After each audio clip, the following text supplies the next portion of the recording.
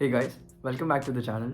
So in case you guys are new to the channel, my name is Satyam Singh and I make general videos related to different things I get exposed to my life, trying to document my life so that I can share it to my viewers. So let's get started. In this video, I'm going to talk about the INSEAD Masters in Management program. So I did not see any content related to this, so I thought maybe why not, let's make a video on it. So in case you guys don't know what INSEAD is, so INSEAD is ranked as one of the best business schools, international business schools all across the globe.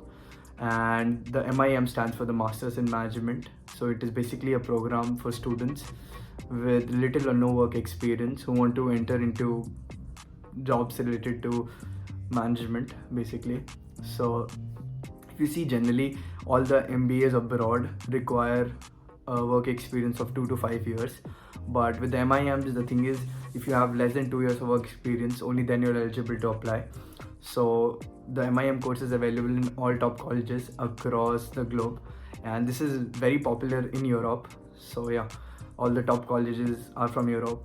So it is available in HEC Paris, it's available in ESSEC, it's available in ESCP, St. Gallen's.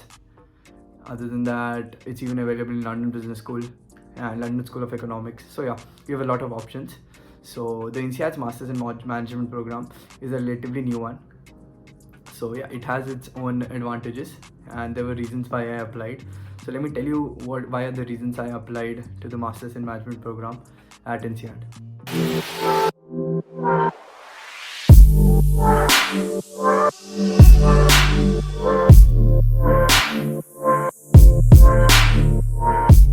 So let me list some of the top reasons why I chose to apply to the INSEAD's Masters in Management program. So the first reason was obviously the brand which INSEAD has to offer. So INSEAD boasts one of the best business school professors and amazing network of alumni spread all across the globe, and it has a very it is internationally recognized in almost all the markets across the globe, be it the Asian market or the North American market or even the European market. So yeah, it does stand as a distinctive brand which could really help me to increase the amount of opportunities I can get after I pursue this course. Other than that, I like how nicely it is integrated with technology, and with each and every day technology is getting more and more integrated with business. So this course does a very good job of future proofing us and preparing us for a career ahead, wherein we are exposed to all the new technologies, so we know how, so we can easily adapt to these technologies when as and when they do enter the workforce. So yeah, it does prepare us for a long career ahead. Other than that, I like the diversity which INSEAD has to offer. So just in its last batch there were only 97 students which came from 33 different countries.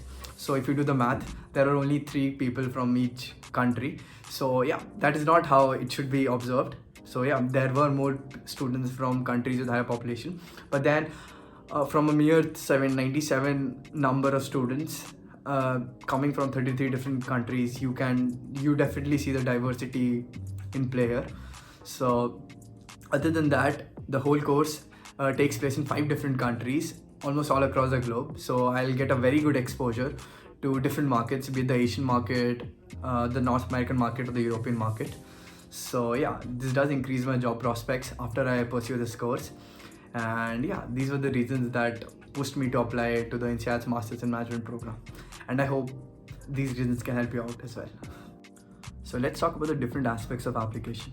So for this, I have actually noted on all the points, and I'm going to try to cover each and every aspect of application and then just share a single point of tip so that the video doesn't become too long and I'm able to give some value addition to the audience or to the prospective students who are planning to apply to this program.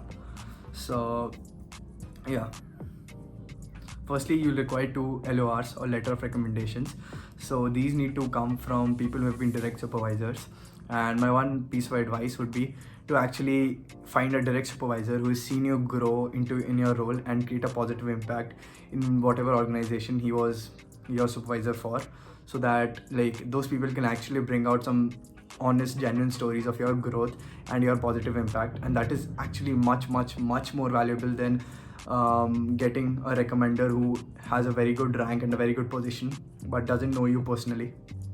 So yeah, that would be my recommendation for the LORs. So now the next most important aspect of application are the essays.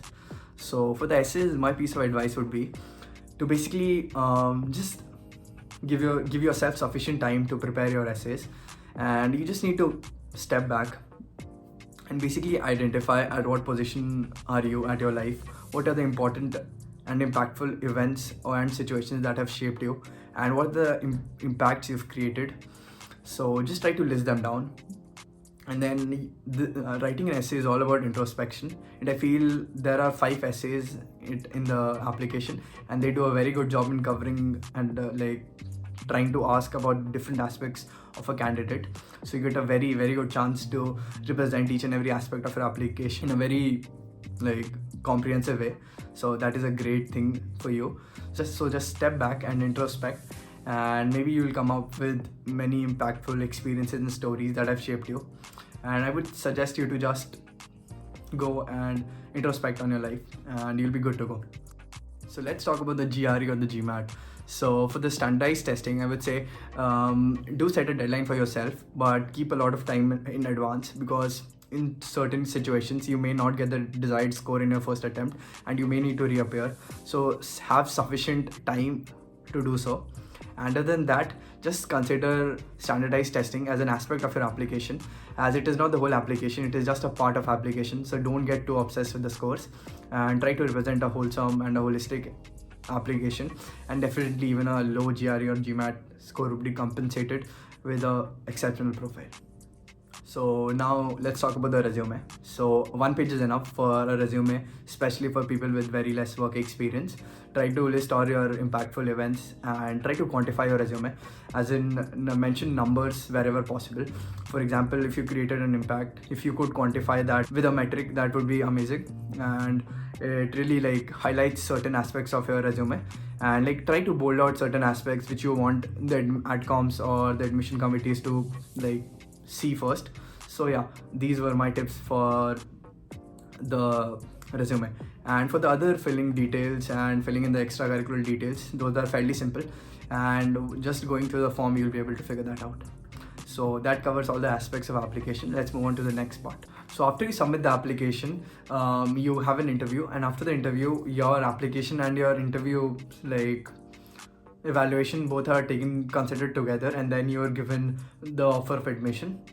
So yeah, that is how the admission proceeds. I know the whole admissions process can easily span for a couple of months to even a year for some people. So this is something that is not required, but I just want to share an application timeline, as in just after submitting the application, after how long would the interview be conducted, and then finally when the results would be announced. So yeah, after you submit your applications, after almost 2 or 3 weeks, you generally get an interview invite, and the interview is taken by an alumni. So the interview is very conversational, and it is a great experience, definitely. So my interview was taken by a Chinese alumni. So yeah, that was a really good experience. Other than that, after the interview, approximately a week or two before the final deadline of releasing the admissions results, you will be informed of the results. So in my case, I did not check my mail, and then maybe my admissions officer, there's an admissions officer assigned in the starting of the process, so he or she is the one who's going to inform you at the end of the application cycle whether you are in or you're not. So yeah, she called me up and then she informed. So even if the application cycle did not work out positively for you, and you did not get admission into INSEAD or any other college or your dream college, no need to worry, because I know how bad it feels after getting a rejection from any college. I myself got waitlisted, and I'm still on the waitlist for the Yale Silver Scholars program, the Yale School of Management Silver Scholar program. So it is like a deferred MBA program. So yeah, don't worry about such situations. Maybe you have something better in line for you. Maybe you have something better in the future. So that is why you did not get this opportunity. So just enjoy and stay chilled and just enjoy your life. No need to worry so much. So let's talk about the cost of the Masters in Management at INSEAD. So the cost of the MIM is approximately 49,000 euros, and the cost of living as estimated from my seniors, would be anywhere around 1,000 to 1,500 euros, depending on how much you're traveling and your standard of living. So yeah, if it's a 10-month course, you'll be spending anywhere between 10,000 to 15,000 euros, maybe 20,000 euros could be a safe estimate. So overall, it'll run to about, I guess, 60,000, 70,000 euros. So other than that, the cost of living is a really huge part from what I research. So I've researched a lot. Maybe I'll make a video on detailed aspects like the essay, because I have a lot of information to share and maybe you guys can value a lot from that. So maybe I'll make a detailed video on this. So yeah, in terms of living, there is one cheap option known as Marcel Lodge. So that is just around 350 or 400 euros monthly. So yeah, that's a cheap option which you could research on or look into. So in case you're interested in any more info, please feel free to leave a comment and I'll definitely try to help you out from in terms of all the resources I have. So I hope you enjoyed the video. So there is this one very popular question which people always asked me on LinkedIn whenever they congratulated me for my admit, that whether did I use a consultant or I did not, and should they use one.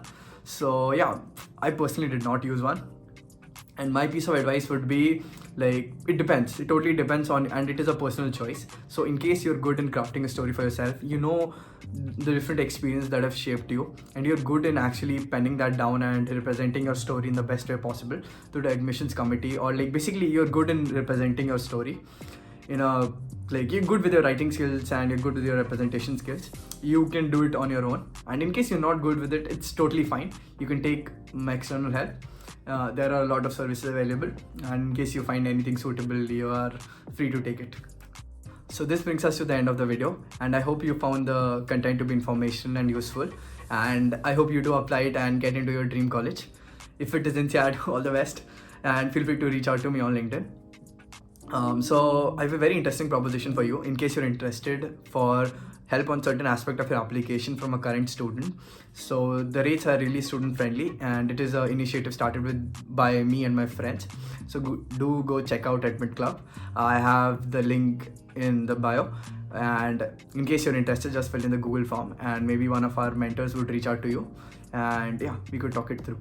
So yeah, I hope you enjoyed the video and see you soon. Bye bye.